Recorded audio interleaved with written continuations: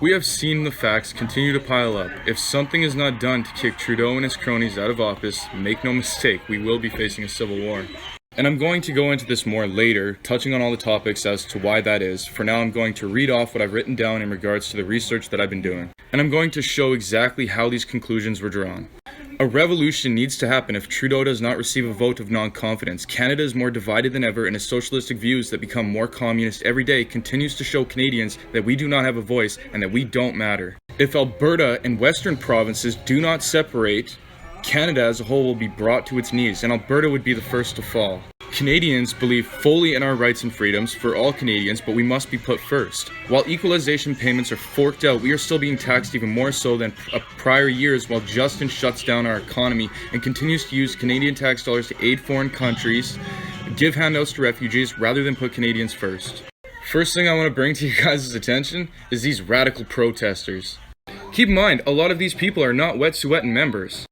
All 22 chiefs had signed off an agreement that they wanted our pipelines built. And why? Because it too benefits them. These people that are protesting against it are being paid to do so by large organizations, and it has absolutely nothing to do about a just cause. In fact, by them blocking roads and railways, as they plan to do, could create problems in regards to our water. I bet you didn't know that. Chlorine has to be transported as it purifies the water. What do you think happens when traffic is backed up by idiots abusing a system because they were paid to do so? How much chaos do you think that alone will cause, and how will that hurt our economy? I bet you didn't think about that either. And chlorine, being that it purifies our water, is mainly transported by railways. Now, I really want to make this clear too, because people are not pissed off about Wet'suwet'en members that have the right to protest. There's nothing wrong with that. We're pissed off that they do it illegally by shutting down roads where everyday people have to get to work and provide for their families, and they are doing this illegally without a permit. Do you understand as well that people have a right to use these roads that they pay taxes for in order to use? How many violations did the ones creating the blockade make? Keep in mind, they're also not Wet'suwet'en members, because there's documented proof of these people that were strategically placed to shut down our economy even more so. Like I said, Canada will be brought to its knees. Even if they were Wet'suwet'en members, they'd still have to do it legally. Protest legally. I have two important points to bring up within this as well. Trudeau has brought actor activists to our country that I'm gonna list. And one of the things went like this. DiCaprio called a rogue wind a result of climate change. Yeah, we call that a Chinook wind, you idiot. Also, do you guys know how often that media twists shit and how easily it is to see through? I could literally find an animal with, like, bone deficiencies and shit on Google that makes it look like it's starving and make up fake news about how ecosystems are being destroyed and they don't have food. That's what media does, in case you didn't know. You never know the ins and outs, and without the proof of the control factors, people can see through the bullshit of it. Like, I'm an extremely conservative view person, but I do believe in some things that have to do with socialism as well, like healthcare. Being conservative, I also believe in the LGBTQ community having their rights and freedoms. I'm like the furthest thing from racist. As a conservative, I stand for all rights and freedoms of people, and if those rights and freedoms were ever stepped on, I'd be the first to protest about it. Because I believe in equality, I believe in our system, and I believe in justice. And what is our fucking prime minister doing here? 3 counts of blackface. He marches with the community literally just to get their votes.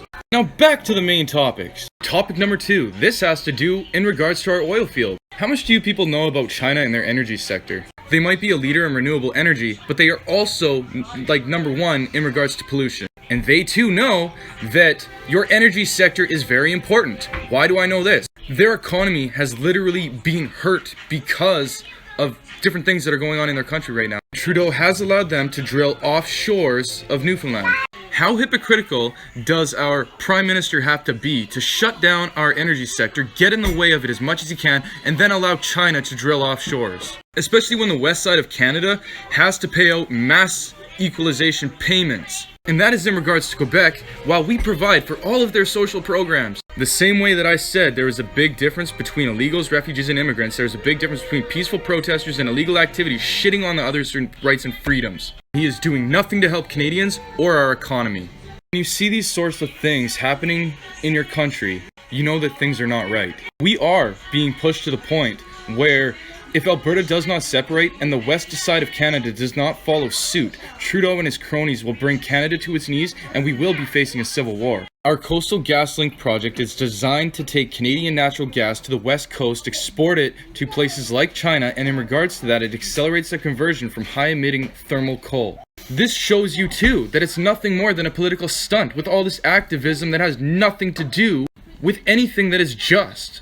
It's nothing but an attack on Canadians that work hard for this country, and it shuts down our economy. Now we'll get into immigration and then continue forward from there, because I've mentioned it in previous videos, but I'm gonna get more into it. As I said, there is a big difference between illegals, immigrants, and refugees. In regards to voting, we saw massive counts of people getting handed ballots that were not even Canadian citizens. See for a part 2 on that. Now let's take a look at immigration and see in what ways this has affected our country. Now if you take a look at Rebel News Media, you will see that the mass immigration is a direct threat to the Canadian people, and the amount of illegals that we have come in that support Sharia law is also a direct threat not only to us, but everything that we stand for. And that's exactly what some of these people intend to do. In fact, when these people came across unchecked, there was actually a girl in West Edmonton Mall at the famous water park that was raped as a result. Because a person was able to come through that believed in Sharia and thought he had the right to put his hands on a young girl in a water park. So the question is, how do we separate the radicals, the immigrants, and the refugees that want a better future? Well, we have to crack down on immigration. Those that prove they want to become a part of our society and adopt our ways and beliefs should be allowed to be here. As far as rehabilitating some of these radicals go, that is where Canadians draw the line.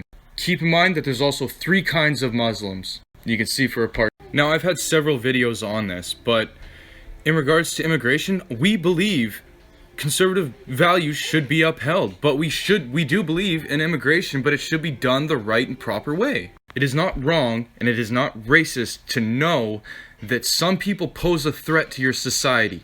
And this rehabilitation method that Trudeau is using is wrong. Zachariah Amara, look up that name.